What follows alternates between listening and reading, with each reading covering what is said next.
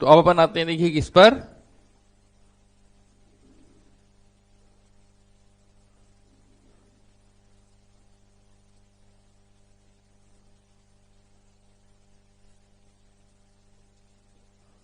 Rearrangement पर। ठीक है, तो इसमें अपन क्या कहते हैं देखिए, लिख लेते हैं पहले, मतलब इसका समझेंगे। नंबर ऑफ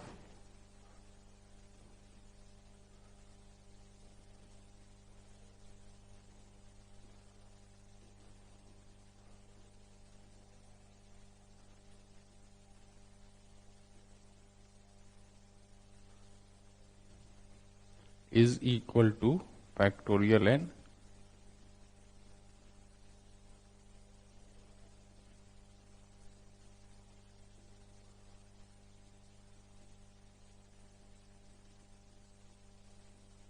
ये देखिए। अब मतलब क्या है इसका देखिए, एक्सप्रेशन तो चलिए ठीक कुछ भी आ गया। तो डी अरेंजमेंट भी से कि नंबर ऑफ अरेंजमेंट्स ऑफ से सम, जैसे अपन ए बी सी डी का अरेंजमेंट कर रहे हैं, तो इसमें अपन कहें number of arrangements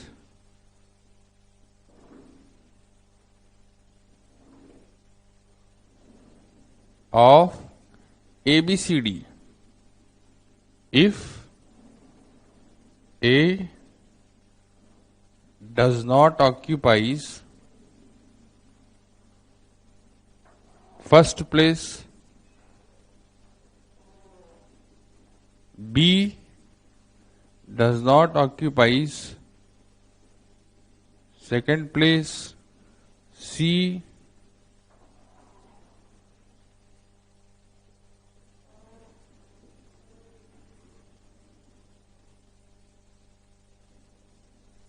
fourth place. कोई अपनी जगह नहीं रहेगी, इसलिए इसको डी अरेंजमेंट कह रहे हैं कि जो ओरिजिनल अरेंजमेंट है, मान लीजिए for example A B C D का, तो इसका ऐसा अरेंजमेंट जिसमें कोई भी अपनी ओरिजिनल पोजीशन पे ना हो।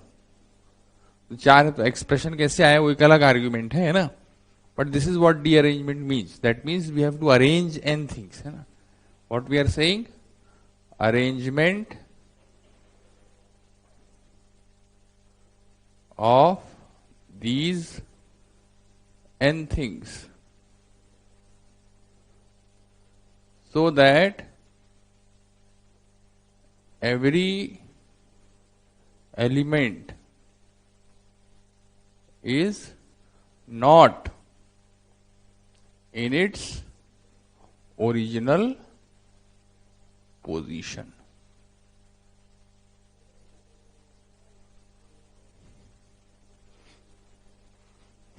ठीक है भाई।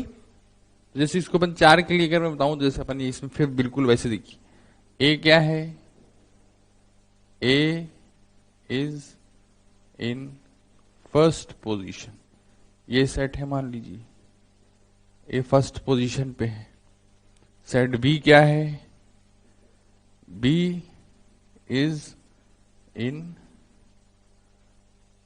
Second position.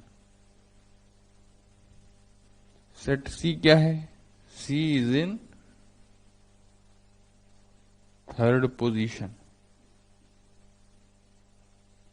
और सेट डी है देखिए, D is in fourth position,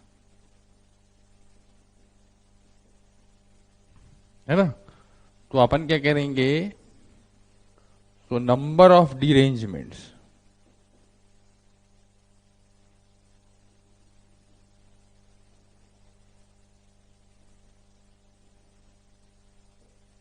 would be factorial for total arrangement minus, इनमें से कुछ भी नहीं होना चाहिए देखिए,